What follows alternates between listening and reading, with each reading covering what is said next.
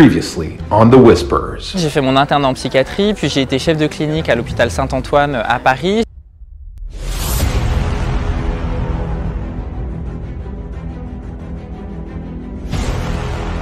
L'alcool, la cocaïne, le tabac, mais aussi le jeu pathologique ou le sexe. On a aujourd'hui beaucoup de modèles, beaucoup de ce qu'on appelle le rôle modèle aux États-Unis. Selena Gomez, qui a longtemps été une des chanteuses et la personnalité la plus suivie d'Instagram.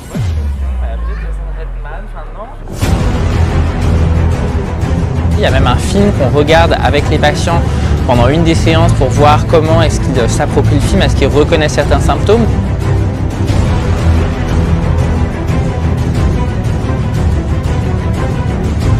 J'ai créé Culture Pop et Psy pour changer l'image de la santé mentale et de la psychiatrie pour le grand public.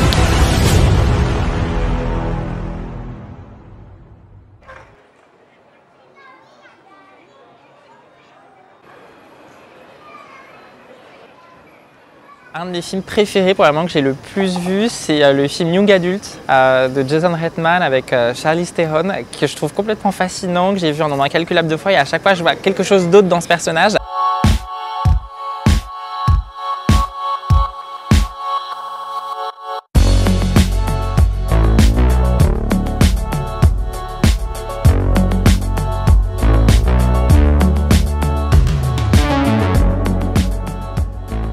Aller consulter à l'aveuglette revient à entrer dans une salle de cinéma au hasard.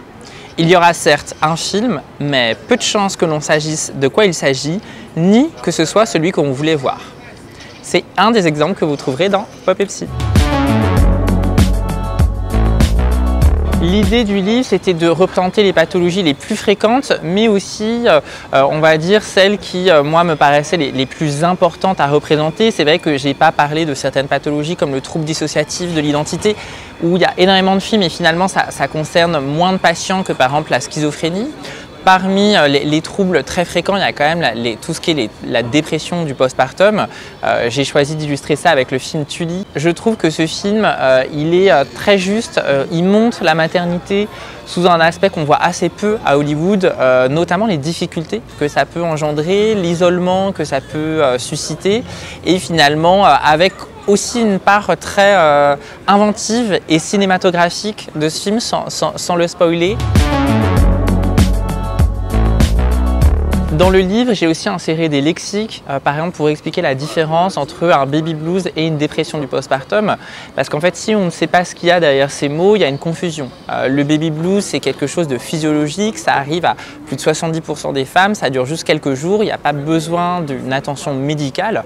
En revanche, la dépression du postpartum, ça dure au moins 15 jours, c'est une vraie dépression et pour laquelle on a besoin d'une aide humaine et parfois une aide thérapeutique médicamenteuse également. D'où l'idée, encore une fois, d'essayer de dépasser un peu ces mots-là, comme par exemple le mot de burn-out également, qui suscite souvent beaucoup de questions et qui est confondu avec la dépression.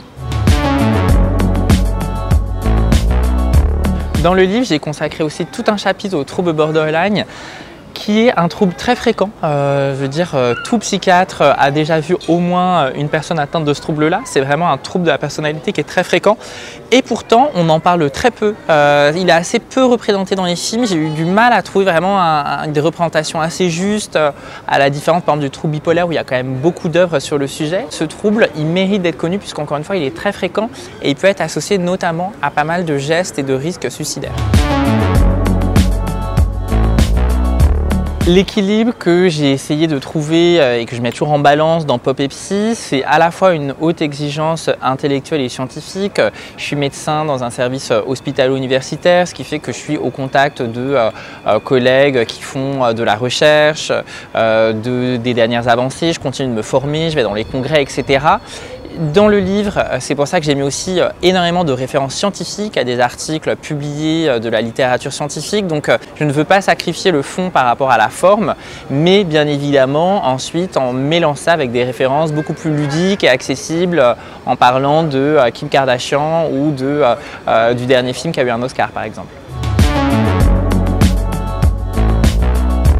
Quand j'ai commencé mes conférences et les livres avec Culture Pop et Psy, c'est vrai que je craignais quelque part un peu l'avis de certains de mes confrères. Je me suis dit notamment des confrères plus âgés qui n'avaient pas forcément les codes de ces séries. Et je me suis dit voilà, un psychiatre qui parle de Britney Spears et de séries, est-ce que ça va renvoyer une image de sérieux? Et finalement, je dois dire que j'ai été très agréablement surpris puisque j'ai été invité à tous les grands congrès nationaux de psychiatrie par les internes de psychiatrie également, et puis même au-delà finalement par des institutions comme la PHP dans laquelle je travaille, à présenter mon travail. Donc je pense que c'est assez emblématique du fait que contrairement à ce qu'on croit, les psychiatres sont plutôt ouverts d'esprit et finalement ont très bien accueilli cette nouveauté. Et puis deux, je ne suis pas seul et c'est aussi pour ça qu'on a voulu monter ce festival, parce que dans mes conférences, au ciné-club ou dans mes livres, évidemment, c'est que ma parole et finalement, on peut se dire oui, mais si c'est une personne comme ça, anecdotique, ça ne montre pas toute une génération. Or, finalement, au festival, j'ai voulu mettre en avant beaucoup d'autres de mes jeunes confrères et jeunes consoeurs qui partagent au moins cet intérêt, cette volonté de déstigmatiser. Et puis après, chacun le fait avec ses outils, sa culture, et pas forcément que avec la pop culture, mais c'est ce qui enrichit ce propos, je trouve. Ça a été un grand temps festif d'information et de recherche de solutions. On a eu plus de 10 000 personnes qui sont venues tout au long du week-end. On a eu énormément de répercussions sur les réseaux sociaux, dans les médias également, avec, je dois le dire, plusieurs séances qui ont été archi complètes. Les gens étaient debout pendant des heures pour écouter. Enfin, honnêtement, on a été un peu surpris, agréablement, voire un peu dépassé par l'ampleur de succès. À 14 h, c'est le trouble bipolaire. À 15 h, c'est le trouble déficit de l'attention avec hyperactivité. À 16 h, ce sera les addictions. Et à 17 h, ce sera les soins en psychiatrie. C'est vraiment des moments d'échange hier qui ont été complètement passionnants et c'est assez rare d'avoir deux professionnels à sa disposition pour répondre à toutes les questions qu'on peut avoir sur un sujet de santé mentale. Ils ont trouvé des réponses à leurs questions ou des solutions. Donc c'est extrêmement gratifiant puisque c'est vraiment pour ça qu'on a monté ce festival au Grand Contrôle.